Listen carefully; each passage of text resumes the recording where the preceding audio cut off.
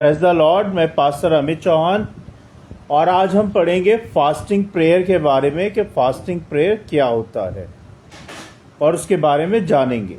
और मैं उम्मीद करता हूं कि आप लोग सब बहुत अच्छे से होंगे। आइए हम सब मिलकर प्रार्थना करते हैं और फिर हम वचन पे मनन करेंगे। ठीक है, आइए सब मिलकर प्रार्थना करें।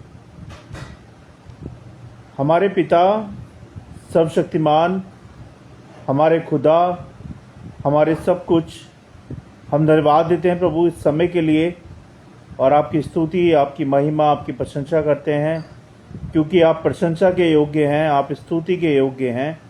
आप ही सत्य, आप ही मार्ग और आप ही जीवन है और आप इस सृष्टि के रचयिता हैं और आप ही अन्नदाता हैं प्रभु जी। हम धन्यवाद देते हैं प्रभु कि पूरा दिन आपने संभाला और ये समय दिया कि हम आपके वचन पे मनन कर पाएँ और जान पाएँ कि फास्टिंग प्रेयर क्या होता है प्रभु जी। हम सब की सहायता करें कि हम आपके वचन को सीख पाएँ, समझ पाएँ और अपने जीवन में लागू कर पाएँ प्रभु जी। हमें बुद्धि समझ ज्ञान दें कि हम आपकी बातों के वेदों को समझ पाएँ और जान पाएँ प्रभु जी। हमारी सहायता करें सीखने में परमेश्वर। मेरे मुंह के शब्द आपको ग्रहण योग्य हो और इस वचन की और इस लाइव वीडियो की रक्षा करें प्रभु। शैतान की देखी अनदेखी शैतानी शक्तियों से हम सबको बचाएं। हम सारी बातों को विश्वास के साथ आपके चरणों में रखते हैं। सुने ग्रहण करें प्रभु यीशु नासरी के नाम से, आमीन। तो आप सबको जय मसीह की। God bless you all. और हमारा मकसद यही है ऑनलाइन आने का कि हम परमेश्वर के वचन को ज़्यादा से ज़्यादा लोगों तक पहुंचाएं और शेयर करें, जिससे कि सबको पता हो कि परमेश्वर कौन है, क्या है और वो आपसे क्या चाहते हैं, है ना। तो आज हम बात कर रहे हैं फास्टिंग प्रेयर के बारे में। फास्टिंग प्रेयर की परिभाषा क्या है? आप लोग क्या समझते हैं? फास्टिंग प्रेयर का मतलब क्या होता है? उपवास की प्रार्थना का मतलब क्या होता है वो हम जानेंगे। बेसिकली हम पहले इसकी इंट्रोडक्शन पे चले जाते हैं, परिभाषा को समझ लेते हैं कि क्या परिभाषा है उपवास की प्रार्थना का, है ना। पहली बात, उपवास की प्रार्थना हर फ्राइडे को होती है ना, और ये चर्चिस में होती है, चर्च के अंदर की जाती है। और उपवास प्रार्थना का अर्थ होता है भोजन और सांसारिक कार्यों से दूर होकर पूरे मन, आत्मा और शरीर से परमेश्वर की खोज में लग जाना। इसको हम उपवास की प्रार्थना कहते हैं। और ये एक ऐसा आत्मिक अभ्यास है जिसमें हम अपना पूरा ध्यान, समय और समर्पण परमेश्वर को अर्पित करते हैं, यानी कि समर्पित करते हैं। उपवास केवल खाने से मतलब आपने खाना नहीं खाया वही उपवास नहीं होता, बल्कि यह आत्मा की भूख को परमेश्वर से तृप्त करने का एक माध्यम होता है। तो उसको हम उपवास की प्रार्थना कहते हैं। आप समझ रहे हैं ना मेरी बात को, मैं क्या कहना चाह रहा हूं। आइए हम बाइबल वचन से देखेंगे। उपवास प्रार्थना पर यह वचन है, यशाया 58 अध्याय 6 से 7 पद में लिखा है, क्या वही उपवास जो मैं चाहता हूं, यह नहीं कि तू अधर्म की जंजीरों को खोले, जुए की रस्सियों को खोले, पिसे हुओं को स्वतंत्र करे, भूखे को अपनी रोटी दे और दरिद्रों को घर ले आए। अब इस पद का क्या मतलब हुआ, है ना। इस पद का मतलब यह हुआ, सच्चा उपवास केवल व्यक्तिगत तपस्या नहीं होता। सच्चा उपवास केवल एक व्यक्तिगत तपस्या नहीं होता, बल्कि दूसरों की सेवा, करुणा और न्याय भी होता है। मैं फिर से रिपीट करूंगा, सच्चा उपवास केवल व्यक्तिगत नहीं होता, बल्कि दूसरों की सेवा और करुणा और न्याय भी होता है। मत्ती 6 अध्याय 16 से 18 पद में लिखा है, जब तुम उपवास करो तो कपटियों के समान अपनी सूरत उदास ना बनाओ, तुम्हारा पिता जो गुप्त में है वह तुम्हें प्रतिफल देगा। अब इसका मतलब यह हुआ इस पद का कि उपवास एक दिखावे का विषय नहीं है, यह छुपी हुई आराधना है जो केवल परमेश्वर के लिए होती है, ना कि और किसी के लिए, है ना। मत्ती 3 अध्याय 4 से 2 पद में लिखा है, और जब यीशु ने 40 दिन और 40 रात उपवास किया तब उसे भूख लगी और यीशु स्वयं उपवास द्वारा आत्मिक सामर्थ्य प्राप्त करते थे। कैसे? वो खुद भूखे रह के 40 दिन वो भूखे रहे, तब उनको एक आत्मिक सामर्थ्य प्राप्त हुई। और यह हमें एक उदाहरण देता है, यह परमेश्वर पिता ने अपने पुत्र के द्वारा एग्जाम्पल सेट किया हमारे लिए कि यीशु मसीह खुद 40 दिन भूखे रहे हैं और उसके बाद उनको भूख लगी। किस लिए? क्योंकि ये उपवास उनको एक आत्मिक सामर्थ्य देता था, और वही आत्मिक सामर्थ्य हमें भी देगा अगर हम 40 दिन उपवास करते हैं या हर शुक्रवार हम उपवास करते हैं, तो यह आत्मिक सामर्थ्य हमें भी मिल सकती है। लेकिन उसमें सच्चाई होना चाहिए, सच होना चाहिए उस उपवास के अंदर। दिखावे के लिए उपवास नहीं करना है, परमेश्वर के साथ अपनी आत्मा को तृप्त करने के लिए ये उपवास करना है। एस्तेर 4 अध्याय 16 पद में लिखा है, मैं और मेरी दासियां भी 3 दिन तक उपवास करेंगी, तब मैं राजा के पास जाऊंगी। अब इसका क्या मतलब हुआ? इसका मतलब यह हुआ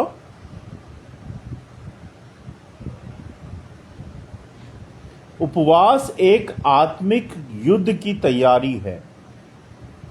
उपवास एक आत्मिक युद्ध की तैयारी है जिसमें परमेश्वर से दया और हस्तक्षेप की याचना की जाती है। परमेश्वर से दया और हस्तक्षेप की याचना की जाती, यानी कि आप किसी दुख में हो और वो दुख आपका कम नहीं हो रहा है, परेशानियां बढ़ती जा रही है आपके जीवन में, कठिनाइयां बढ़ती जा रही हैं, तो आप ये उपवास रखते हो, परमेश्वर से दया की भीख मांगते हो और चाहते हो कि परमेश्वर इस दुख को आपके कम कर दे, इसकी जो भी जड़ है, इसकी जो भी परेशानी है उसको रिजॉल्व कर दे, जिससे कि आपका जीवन फिर से सुखदायक हो जाए। तो इसीलिए ये उपवास की प्रार्थना की जाती है कि, और ये जो माफ कीजिएगा, थोड़ा सा मुझे सुस्ती आ रही है आज। पहली बात, उपवास आत्मा की भूख है। उपवास एक आत्मा की भूख है। जब आत्मा परमेश्वर की गहराई में जाना चाहती है, तब शरीर की भूख पर नियंत्रण जरूरी होता है। क्या होता है? जब आत्मा परमेश्वर की गहराई में जाना चाहती है, तब शरीर की भूख पर नियंत्रण जरूरी होता है। ये पहली बात है। दूसरी बात, उपवास एक आत्मिक अनुशासन है। ये हमें विनम्र बनाता है और हमारे अंदर आत्मनियंत्रण, धैर्य और सहनशीलता उत्पन्न करता है। ठीक है। तीसरी बात, उपवास से प्रार्थना की शक्ति बढ़ती है। क्या क्या होता है? उपवास करने से प्रार्थना की शक्ति बढ़ती है। जब आप प्रार्थना करते हैं, उपवास प्रार्थना को और भी प्रभावी, यानी कि इम्पोर्टेंट, प्रभावी को क्या बोलते हैं इंग्लिश में? प्रभावी इम्पोर्टेंट बना देता है जब हम परमेश्वर से पूरे मन से मांगते हैं। चौथी बात, उपवास पश्चाताप का एक मार्ग है। यह आत्मा की टूटन जो परमेश्वर के सामने सच्चे हृदय से लौटने का माध्यम है। जो लोग परमेश्वर पिता से दूर चले जाते हैं और वो गलत कामों में फंस जाते हैं, तो एक उपवास ही आपके पास मार्ग है, माध्यम है, जिससे कि आप परमेश्वर के पास वापस लौट सकते हैं। मगर सच्चा हृदय उसमें होना चाहिए। अगर आपका हृदय सच्चा नहीं है उस उपवास में और आप भूखे हो, तो कोई फायदा नहीं है। तो आपका, जब आप उपवास रखते हो शुक्रवार को, तो एक तो आपका हृदय, आपकी आत्मा शुद्ध होनी चाहिए, पवित्र होनी चाहिए, आपका हृदय सच्चा होना चाहिए, और एक आपकी आत्मा की भूख होनी चाहिए परमेश्वर को खोजने की। और जब आप उपवास रखते हो तो इसका मतलब ये है कि आप परमेश्वर को, परमेश्वर की बातों को, उनकी परछाई को आप खोज रहे हो। और जब आप ये सब करते हो तो परमेश्वर आपको क्या देते हैं? शक्ति, सामर्थ्य देते हैं आपकी प्रार्थना में। जब भी आप किसी के लिए प्रार्थना करोगे, परमेश्वर पिता के नाम से वो चंगे हो जाएंगे। उपवास प्रार्थना को और भी प्रभावी बनाती है जब आप सच्चे मन से, सच्चे हृदय से करते हो। अब हमने इसकी लर्निंग पॉइंट्स क्या हैं जो हमने अभी बात की है, उसके what is the learning points of this chapter, है ना? उपवास शरीर की नहीं बल्कि आत्मा की भूख मिटाने का उपाय है। दो भूख होती है, एक हम अपने शरीर की भूख मिटाते हैं, दूसरी हमारी आत्मा की भूख कैसे मिटेगी? वो जब मिटेगी जब आप उपवास करोगे सच्चे दिल से, तब आपकी आत्मा की भूख मिटेगी। और ये उपाय है आत्मा की भूख को मिटाने का। दूसरी बात, यह परमेश्वर के सामने आत्मसमर्पण का एक काम होता है। यानी कि आपने अपने आप को उपवास रख के परमेश्वर के आगे अपने आप को समर्पण कर दिया है ना? इसका मतलब ये होता है। तीसरी बात, सच्चा उपवास तब होता है जब हम अपने पापों का पश्चाताप करते हैं और परमेश्वर से गहरा संबंध स्थापित करते हैं, तब उसको सच्चा उपवास कहते हैं। चौथी बात, उपवास में केवल प्रार्थना ही नहीं होती, आत्मनिरीक्षण, वचन पाठ और सेवा भी होनी चाहिए, है ना? उपवास सिर्फ ये नहीं होता कि हमने आज पूरे दिन खाना नहीं खाया, ये उपवास हो गया। नहीं, सबसे पहले बात, आपका हृदय शुद्ध होना चाहिए। You should be a pure by heart, by soul when you doing this fasting prayer every Friday. You need to be pure in front of the Lord. If you are not, if your heart is not pure, you are not pure, then it is a waste of time, it is a waste everything. You getting my point? तो जब आप उपवास रख रहे हैं तो आपका हृदय और आत्मा बिल्कुल शुद्ध होनी चाहिए, आपका फोकस परमेश्वर की ओर होना चाहिए। सिर्फ भूखे रहने से ही फास्टिंग प्रेयर नहीं होती है। You need to be very pure in front of the Lord.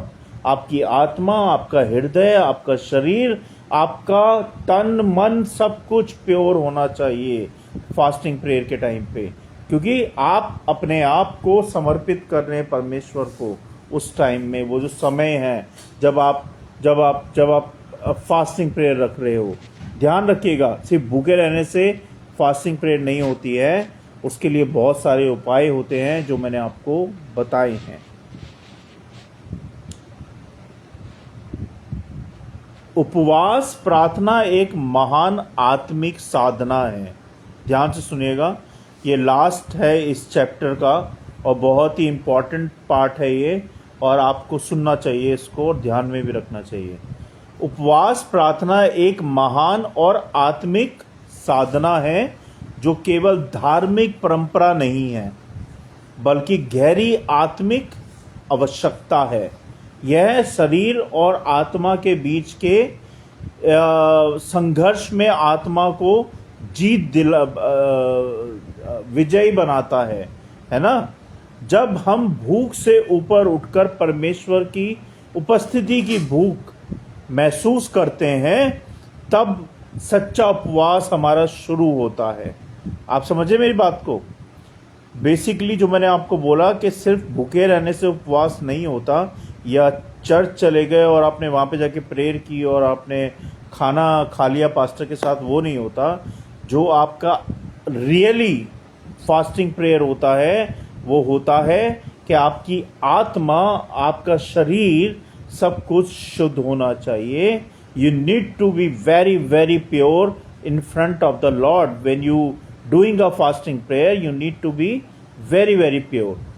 और आज की तेज रफ्तार में, आज के जीवन में और क्या कहेंगे, व्यस्त दुनिया में या बिजी दुनिया में, उपवास हमें थमने और सोचने और परमेश्वर की ओर फिर से लौटने का मौका देती है।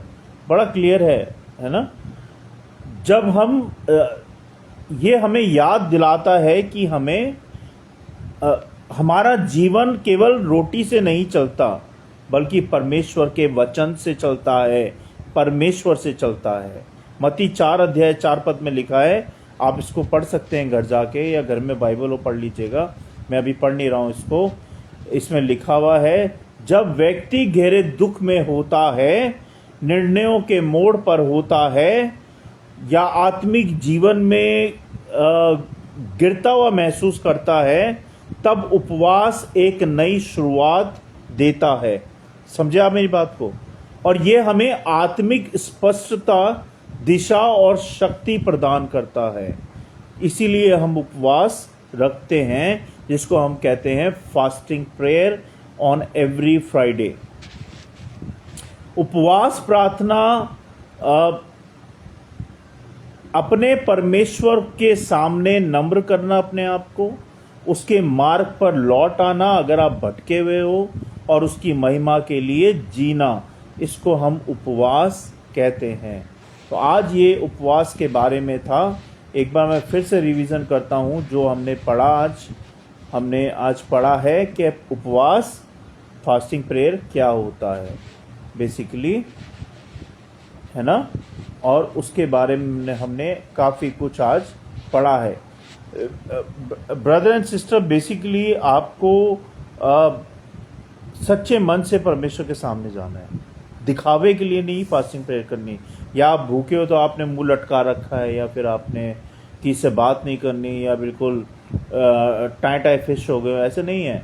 परमेश्वर ने बड़े बड़े बड़े खुल के आपको बताया है कि जब आप उपवास की प्रार्थना करते हो तो आप अपने आप को समर्पित कर रहे हो परमेश्वर पिता के सामने, और जब आप उनको समर्पित कर रहे हो तो ऑफकोर्स आपका शरीर, आपका मन, आपका ध्यान, सब कुछ पवित्र होना चाहिए। तभी आप उनको ग्रहण योग्य होगे, तभी आपकी फास्टिंग प्रेयर लगेगी। नहीं तो कोई फ़ायदा नहीं है फास्टिंग प्रेयर रखने का।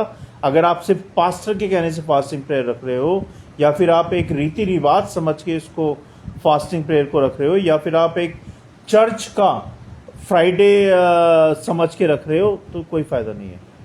फास्टिंग प्रेयर सच्चाई से, मन से, सच्चे दिल से रखनी है, और जो मैंने आपको बताया है वो सब करना है। तभी आपकी फास्टिंग प्रेयर का मतलब कुछ होगा, और तभी आप परमेश्वर की खोज कर पाओगे, है ना। जैसे मैंने बताया आपको, उपवास एक आत्मा की भूख है। दूसरी बात, उपवास आत्मिक अनुशासन है। तीसरी बात, उपवास से प्रार्थना की शक्ति बढ़ती है। और चौथी बात, उपवास एक पश्चाताप का मार्ग है कि जो भी पाप आपने अभी तक किए हैं अपने पापों का अंगीकार करें परमेश्वर पिता के सामने, दिल तोड़ के घुटनों पे आके सच्चे हृदय से, तो परमेश्वर पिता आपको माफ कर देंगे और बहुताई से बहुत बहुत आशीष देंगे। उपवास शरीर की नहीं आत्मा की भूख मिटाने के लिए उपाय होता है, ये है ना। दूसरी बात और क्या बताया था मैंने, यह परमेश्वर के सामने एक आत्मसमर्पण करने का कार्य होता है, जो कि उपवास हम रखते हैं हर शुक्रवार को। तीसरी बात, सच्चा उपवास तब होता है जब हम अपने पापों का पश्चाताप परमेश्वर से करते हैं और तब जाके हमारा गहरा संबंध परमेश्वर पिता के साथ बनता है या स्थापित होता है ना। चौथी बात, उपवास में केवल प्रार्थना ही नहीं, एक हमारी आत्मा का टेस्टिंग होता है, यानी कि आत्मनिरीक्षण, वचन पाठ से सेवा भी होनी चाहिए, वचन से भी सेवा होनी चाहिए और आपके बिहेवियर में से भी सेवा होनी चाहिए। किसी को आपकी ज़रूरत है, किसी को आपको सहायता की ज़रूरत है, तो आपको उनको तत्पर जैसे आपसे बन पड़ता उनकी सहायता आपको करनी चाहिए। उसको उपवास कहते हैं। उपवास सिर्फ भूखे रहने से नहीं होता, उपवास के बहुत सारे मतलब हैं जो कि आपको समझने जरूरी हैं। आइए हम सब मिलकर प्रार्थना करेंगे। मैं उम्मीद करता हूं कि आज वचन से आप लोगों ने बहुत बहुत सीखा होगा और कहीं कुछ छूट गया हो तो मुझे माफ़ कीजिएगा। आप मुझे मैसेज के द्वारा या फिर आप मुझे कॉल के द्वारा इंस्टाग्राम पे पूछ सकते हैं। हमारा जो शेड्यूल है रेगुलरली वो है हर हफ्ते का बुधवार को हम लोग प्रार्थना करते हैं सबके लिए और अपनों के लिए। दूसरा थर्सडे को हम लोग टेस्ट मनी शेयर करते हैं जो कि हमने कल की थी, और फ्राइडे को हम लोग फास्टिंग प्रेयर के बारे में बात करते हैं और वचन पढ़ते हैं। और उसके बाद हम लोग सैटरडे, यानी कि कल सैटरडे है, सेम टाइम 10 बजे शुरू करते हैं बाइबल प्रेयर फॉर ऑल पे और फेथ ऑनलाइन चर्च पे।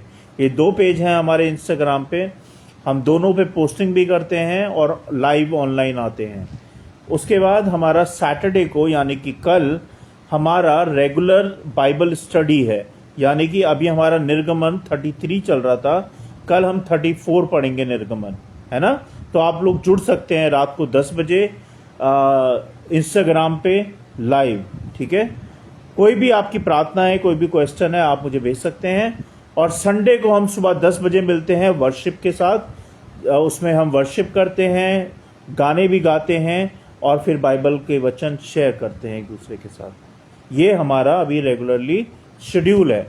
आपकी कोई सजेशन है या कुछ आप लोग नया ऐड करना चाहते हैं तो मुझे आप सजेस्ट कर सकते हैं और हम अपनी टीम के साथ मिलकर आपसे आपकी सजेशन पे बात करेंगे और फिर उसको स्थापित करेंगे। आइए हम सब मिलकर प्रार्थना करते हैं।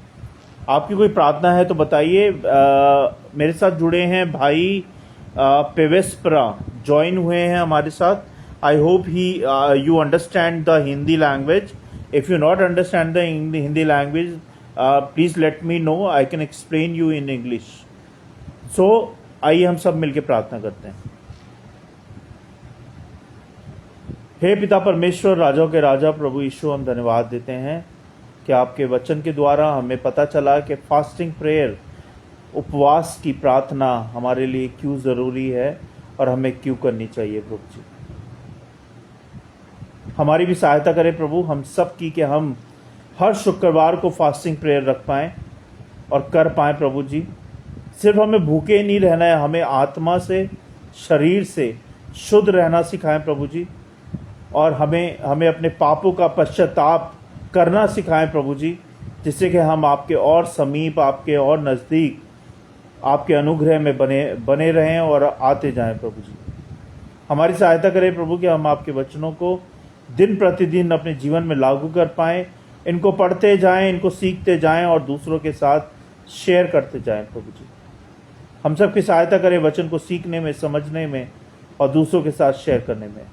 इस वचन की रखवाली करें प्रभु, ये वचन करोड़ों गुना फैले इस वीडियो के द्वारा और बहुताई से बहुत लोगों तक पहुंच पाए प्रभु जी। हमारी सहायता करें प्रभु के, और हम कैसे नए आइडियाज़ और नई बातें और नए तरीके हम कैसे लेके आ पाए अपने वीडियो में, उसमें भी हमारी सहायता करें। मुझे क्षमा कीजिएगा प्रभु, अगर मैंने कोई गलती से गलत वर्ड बोल दिया हो तो मुझे क्षमा कीजिएगा इन वचनों के दौरान, और मुझे माफ़ कीजिएगा प्रभु जी। और जो लोग मुझे सुन रहे हैं, देख रहे हैं, उन सबको ब्लेस कीजिएगा, सबकी सहायता मदद करें कि ये आपके वचन के द्वारा खूब बढ़ें, खूब आनंद उठाएं और खूब आपकी महिमा करें प्रभु जी। इनके परिवार को, इनके घरों को संभालें, इनके कामकाज को संभालें प्रभु, और ब्लेस करें मेरे परमेश्वर। बहुत बहुत धन्यवाद प्रभु मूसी के एडमिशन के लिए, चेतना के बेटे के लिए प्रभु। हम विनती प्रार्थना करते हैं प्रभु, जब चेतना का बेटा, हमारा बेटा जब वहाँ पे है प्रभु नर्सरी में, 2 दिन हो गए हैं, और डॉक्टर अभी कह रहे हैं कि मंडे तक उसे रखना पड़ेगा क्योंकि उसका खून मोटा है, और कभी कह रहे हैं लो शुगर है। तो प्रभु, लेकिन आप भली बात ही जानते हैं कि उसके शरीर में क्या दिक्कत है। मैं आपसे मांगता हूं प्रभु, उस बच्चे को बिल्कुल चंगा करें, उसके चारों तरफ लहू का बाड़ा बांधें, अपना पवित्र लहू उस पर छिड़क दीजिए, शैतान की देखी अनदेखी शैतानी शक्तियों को उससे दूर करें, और अपने स्वर्गदूतों का पहरा दे प्रभु उस बच्चे के चारों ओर। और जब डॉक्टर उसको देख रहे हैं प्रभु, तो डॉक्टरों को सद्बुद्धि, समझ, ज्ञान दे प्रभु कि वो सही तरीके से हमारे बच्चे का और भी बच्चों का इलाज कर पाए प्रभु जी, जिससे कि हमारा बच्चा जल्द से जल्द हमारी गोदी में आ पाए, हमारे सामने आ पाए प्रभु जी। सहायता करें सारी बातों में, और चेतना को भी प्रभु जल्द से जल्द तंदुरुस्त करें, उसको अपनी बल शक्ति दे, अपने अनुग्रह से भर दें, अपनी सामर्थ्य से भर दे कि प्रभु वो बिल्कुल चंगी हो जाए। और उस बच्चे की रखवाली करें प्रभु, होने दे प्रभु कि कल ही हमें वो बच्चा मिल जाए जो हमारा बच्चा है प्रभु। हम उसे देखना चाहते हैं, प्यार करना चाहते हैं, हमारी सहायता करें परमेश्वर। बहुत बहुत धन्यवाद हृदय से प्रभु। और मेरा सीना चौड़ा हो गया प्रभु जब आपने बिटिया का एडमिशन कराया वहाँ पे। आगे की बातों को संभालें प्रभु, इसके ध्यान को, इसके मन को सिर्फ और सिर्फ इसकी पढ़ाई में लगाएं प्रभु, और इसको आगे बढ़ने में सहायता मदद करें। जो भी इसकी पढ़ाई लिखाई की फीस जानी है प्रभु, उसमें भी सहायता मदद करें कि वो लोन हो पाए जो हम लोन के लिए भाग दौड़ी कर रहे हैं परमेश्वर। हम विधि प्रार्थना करते हैं निक्को और माही के लिए प्रभु, इसकी भी, इन दोनों की पढ़ाई लिखाई को भी संभालें प्रभु, और सारी सहायता मदद भेजे परमेश्वर। इनकी भी रक्षा करें, हमारे परिवारों को संभालें प्रभु, हमारे परिवारों के बच्चों को संभालें, और हमें भी संभालें परमेश्वर। हमें भी क्षमा कीजिएगा जो भी जाने अनजाने में जानबूझ के हमसे अपराध हुए हैं, पाप हुए हैं, हमारे पापों के लिए हम सबको माफ़ करें परमेश्वर। बहुत बहुत धन्यवाद आज पूरे दिन के लिए। तो पूरे दिन आपने संभाला, जाने आने में सुरक्षा दी, खाने को, पहनने को, रहने को दिया, परिवार दिया। बहुत बहुत धन्यवाद परमेश्वर।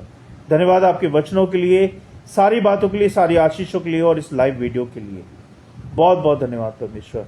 हम सारी बातों को विश्वास के साथ आपके चरणों में रखते हैं। सुने ग्रहण करें प्रभु यीशु नासी के नाम से, आमीन। धन्यवाद परमेश्वर।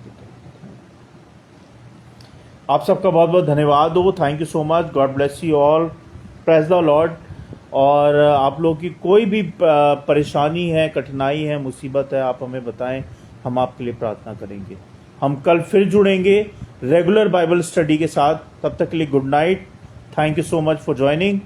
Praise the Lord. Thank you.